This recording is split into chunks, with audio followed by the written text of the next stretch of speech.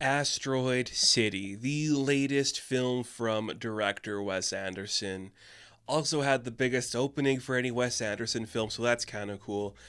We're doing it, folks. We're talking Asteroid City. I am a mixed guy when it comes to Wes Anderson. I do think a lot of his work is very interesting and fantastical and does so many cool ideas and inspires a lot of cool art and aesthetic. Same time, that doesn't always work for me, and I completely see how this guy is an auteur and how a lot of different eccentric people gravitate to his work because it's something interesting and it's something different, and that's kind of cool. But Asteroid City, wholeheartedly, is one of his best movies, his most important movies, the most intimate movies, and something I genuinely love. I think this is fantastic. It's a perfect film. It gets itself perfectly right. It knows the tone it's trying to strike. And then it also has like a minute where it's starting to like break down what it's thinking about and what a director is thinking about himself. The marketing for this movie doesn't really tell you what's going on. There's a whole other sub part of the movie that isn't explained in any of the marketing, which I get. And that stuff is just like, oh, here's a director trying to talk you through what any of this means, and maybe the point is it doesn't mean anything. I don't want to jump the gun talking to that. Let's just start off with just like the aesthetic and the vibe we're going for. This might be Anderson's most fluid movie. The way he uses the camera, well, it's in his style. It never really feels like it stops. It's always looking at something new. It's always moving in a different direction. He's giving you so many different things to explore, so many themes to explore, and never giving you anything stale to chew on. It is just fresh and innovative, and you see that this is a guy that's honed his craft, his specific craft, and something that can't be replicated. No matter how hard you try to make your 10-second clip on TikTok, you understand that this is not something you can emulate. You have to be born of this idea and understanding and work to craft it and create it perfectly. And he did. The camera looks great, the aesthetic is great, the color palette is fantastic. It's got really bright oranges and blues, and it uses the sky perfectly, the framing of the sky and the clouds and the desert. It looks great. It's very impressive. It's very practical. The costuming is great too. Every character is just aesthetically pleasing to look at. We're doing something right, and it's working fun, and we're having a great time. And the basic story, if you were to take out like the other element of this movie, make it the base story, you have this recently widowed father who's taking his kids to this interesting science experiment place where these genius children are learning to hone their gift and be appreciated for it. That's an interesting story, and you could use that to explain as a director how you perceive yourself and how the world perceives you as an auteur, as this like weird genius that no one can truly understand. You can do that and use that to explore that. That stuff is so compelling. I really love old school science fiction, nerdy, creepy weirdness. I adore all of that. So we go to a desert, you have the government involved in conspiracies and lies, you have jetpacks and laser guns, and kids interested in extraterrestrial activity, kids talking about the star systems. That makes me smile, and I'm so happy to see it. That stuff's so nerdy and cool, and I just love that. So if this is just like a standard film about like nerds doing nerdy stuff, and then along the way like a widowed husband starts to maybe learn that he could have connections outside of that, and like maybe his damaged identity matches that with somebody else's, it's really fun. And you could do something creative with that, and you could explore something creative with that, and you did, and I think it worked well. I really like it. And then there's a whole other element to this movie. And I am going to spoil it a little bit, so if you want to go into this without knowing anything, don't watch for a bit. But there is this element that the entire production of Asteroid City as a movie is actually like a stage play being put together by a director, a writer, and an actor who are trying to figure out what any of this means. And it becomes this really intimate, really personal take that don't overthink your artistic beauty. Don't overthink your creativity. Something can look beautiful and impact you in a meaningful, deep, pleasant way without there being any meaning or method behind it. Sometimes you just want your photos to come out good. Sometimes you just want your movie to look right. And that's all you have to do. You put in the work, it gets out there, and that's all it can mean. Can it have a deeper meaning? Maybe, if you perceive it to have one.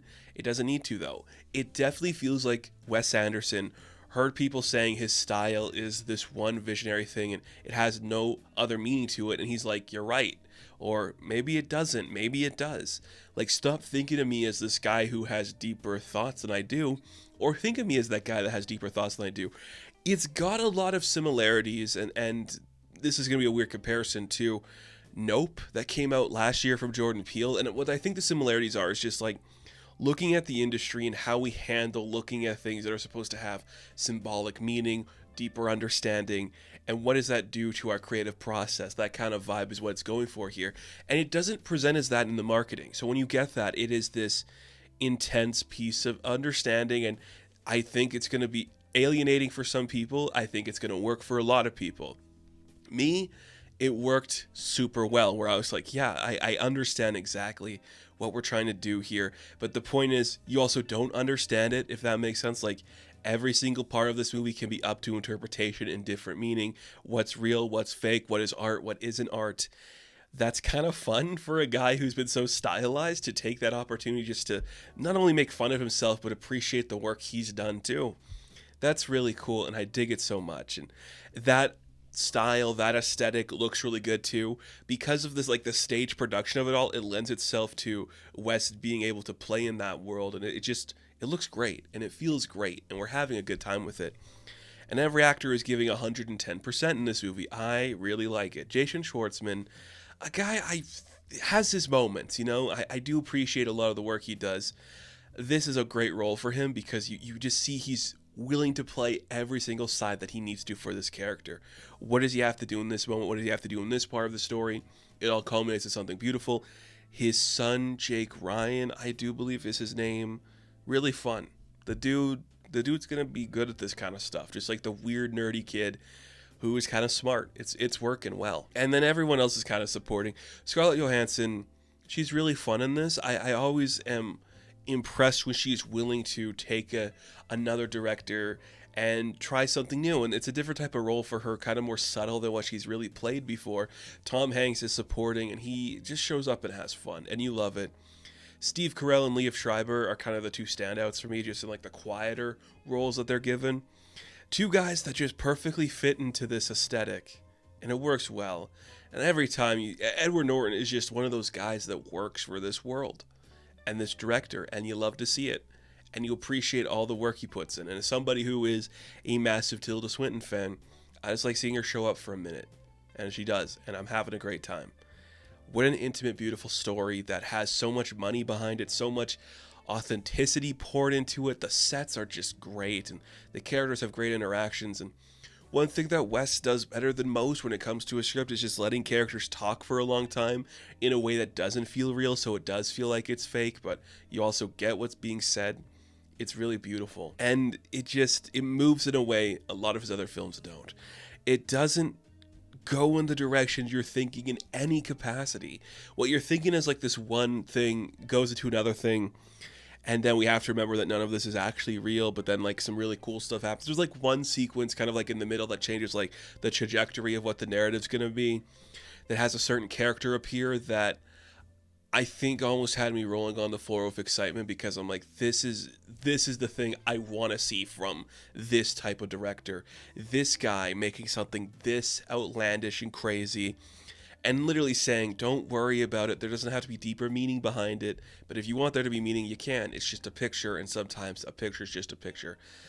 I really like that. And there's just something about this that you don't really feel is done anymore by auteurs. Like we get it sometimes. A couple of guys lately have been making like their big movies to talk about, like their finale and their final talks on film. Spielberg did it. Scorsese kind of did it. Not that they're going to be like their last films, but The Fabelmans and The Irishman are kind of like the culmination of their entire careers put together. You could look at Asteroid City as like the culmination of everything Wes has worked on. Just these really talented actors, this beautiful pastel aesthetic and a beautiful color palette, talking about these outlandish, larger-than-life things, but keeping it subtle and quiet into the personal emotions. Why do we do the things that we do? Why don't we do the things that we do? And having it just all in the end mean something or nothing to whoever wants it to mean something or nothing to. That's kind of interesting. I appreciate that. It's just not something we see a lot anymore. And I respect this movie so much for just having me smile, having me laugh, having the audience I was with, which was a packed house, by the way, just be captivated by the insanity of it all. And every person can take away something new from watching this movie, and that is something that doesn't happen. I appreciate it so much for that. It's a beautiful movie. I love old science fiction. I love Jason Schwartzman when he's given the chance to do something great. Put me in the desert of cool colors and jetpacks, and I'll just be supportive of everything that happens. It was really fun, really cool. I appreciate it. I'm glad Wes decided to talk about himself more than he has before, because it gave us this, and it might be my favorite movie of the year so far. So, Asteroid City, I am going to give a 9 out of 10. Thank you all for watching this review. Be sure to like and subscribe to the channel. As always, you can check me out on Instagram, TikTok, and Twitter. And as always, I will catch you in the next one. Have fun. Stay safe. Good luck.